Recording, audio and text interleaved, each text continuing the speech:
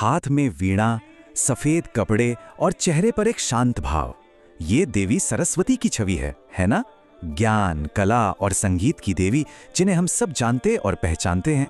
अच्छा, कभी सोचा है कि उनके हाथ में हमेशा वीणा ही क्यों होती है और एक नदी, एक खोई हुई नदी से उनका क्या कनेक्शन हो सकता है? चलिए आज इन्हीं दिलचस्प सवालों के जवाब ढूंढते हैं। तो देखिए, सबसे पहले तो उनकी जो मुख्य पहचान है वो ज्ञान, कला, रचनात्मकता और वाणी की देवी के रूप में है। वो लक्ष्मी और पार्वती जी के साथ त्रिदेवियों में से एक हैं। पर उनकी भूमिका सिर्फ एक देवी तक ही सीमित नहीं है। वो असल में उस चिंगारी का प्रतीक हैं जो हर कलाकार, हर छात्र और हर सोचने वाले के अंदर जलती है। हिंदू परंपरा में यही माना जाता है कि सीखने और कुछ नया रचने की जो भी प्रेरणा है वो उन्हीं से मिलती है। सरस्वती जी को अगर और गहराई से समझना है तो हमें उनकी छवि में छिपे संकेतों को समझना होगा। उनके हाथ में जो भी वस्तु है वो सिर्फ एक चीज नहीं बल्कि ज्ञान के एक गहरे पहलू की कहानी बताती है। आप कह सकते हैं कि सरस्वती जी की पूरी छवि ही ज्ञान का एक नक्शा है। जैसे उनके सफेद कपड़े सिर्फ पवित्रता नहीं बल्कि सात्विक बुद्धि यानी एक शुद्ध सोच का प्रतीक हैं। हाथ में जो किताब है वो शाश्वत ज्ञान को दिखाती है, तो वीणा ये बताती है कि सच्चा ज्ञान कला और विज्ञान के मेल से ही बनता है। माला हमें एकाग्रता की शक्ति याद दिलाती है और कमल कीचड़ में खिलकर भी पवित्र रहने की सीख देता है। मतलब दुनिया में रहते हुए भी अपनी बुद्धि को साफ रखना। और उनका वाहन हंस, इसका प्रतीक तो शायद सबसे गहरा है। कहते हैं कि हंस में पानी और दूध को अलग करने की काबिलियत होती है। ठीक वैसे ही सच्चा ज्ञान हमें सच को झूठ से और सही को गलत से अलग करने का विवेक देता है। ये सिर्फ जानकारी इकट्ठा करना नहीं है बल्कि उसे परखना है। चलिए अब इस कहानी में एक बहुत ही दिलचस्प मोड़ पर चलते हैं। देखते हैं उनकी उत्पत्ति कैसे हुई, जो हजारों सालों में हुए कमाल के बदलाव को दिखाती है। तो सवाल यह है कि क्या वो शुरू से ही ज्ञान और विद्या की देवी मानी जाती थी?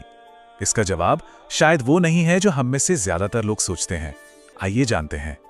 दरअसल सरस्वती जी का सफर एक असली नदी से ज्ञान की धारा बनने का है। वैदिक काल में वो सचमुच में एक जीवन देने वाली नदी थी जिनकी पूजा होती थी। फिर धीरे धीरे नदी के प्रवाह को वाणी के प्रवाह से जोड़ा गया और आखिर में वो ज्ञान, कला और संगीत की देवी के रूप में स्थापित हो गई। ये दिखाता है कि कैसे एक प्राकृतिक शक्ति समय के साथ एक सांस्कृतिक विचार में बदल गई। उनका जो दिव्य दर्जा है वो असल में उनकी नदी वाली जड़ों से ही आता है। सोचिए, सबसे पुराने ग्रंथों में से एक ऋग्वेद उन्हें माताओं में, नदियों में और देवियों में सर्वश्रेष्ठ कहता है। इससे ये पता चलता है कि ज्ञान की देवी बनने से बहुत पहले भी वो एक बेहद शक्तिशाली और पूजनीय शक्ति थी। तो ये तो हुई इतिहास की बात। अब उनके प्राचीन इतिहास और प्रतीकों को आज की हमारी जीती जागती परंपराओं से जोड़ते हैं, जहां उनकी पूजा आज भी बड़े ही उत्साह से की जाती है।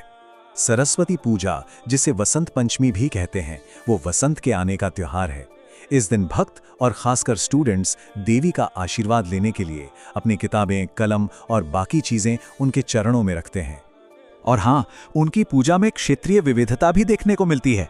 जैसे उत्तर भारत में वसंत पंचमी पर उनकी पूजा होती है, तो वहीं दक्षिण भारत में जैसे केरल और तमिलनाडु में नवरात्रि के आखिरी 3 दिन ज्ञान की इस देवी को समर्पित होते हैं। एक और बहुत ही सुंदर परंपरा है विद्यारंभम। ये वो रस्म है जब छोटे बच्चों की उंगली पकड़कर उन्हें चावल या रेत पर जिंदगी का पहला अक्षर लिखना सिखाया जाता है। ये ज्ञान की यात्रा की एक औपचारिक शुरुआत है जो देवी सरस्वती के आशीर्वाद के साथ होती है। और एक मजेदार बात यह है कि कई जगहों पर पूजा के दिनों में किताबों को देवी के सामने रख दिया जाता है। इसका सीधा मतलब ये होता है कि बच्चों को पढ़ाई से छुट्टी मिल जाती है। तो ये इस त्योहार का एक खुशी और आनंद वाला पहलू भी है। वैसे ज्ञान का ये सम्मान सिर्फ हिंदू धर्म तक ही सीमित नहीं है। चलिए देखते हैं कि सरस्वती का स्वरूप और उनका विचार दूसरी बड़ी परंपराओं तक कैसे फैला। जैन धर्म में भी सरस्वती जी को पवित्र ज्ञान की संरक्षक माना जाता है। और दिलचस्प बात यह है कि सरस्वती की जो सबसे पुरानी स्वतंत्र मूर्ति मिली है वो मथुरा में एक जैन स्थल से ही मिली थी।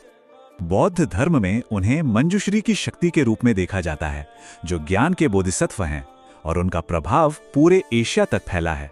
जापान में उन्हें बेंजाइतिन के नाम से पूजा जाता है, जो ठीक सरस्वती जी की तरह ही ज्ञान, कला और संगीत की देवी हैं।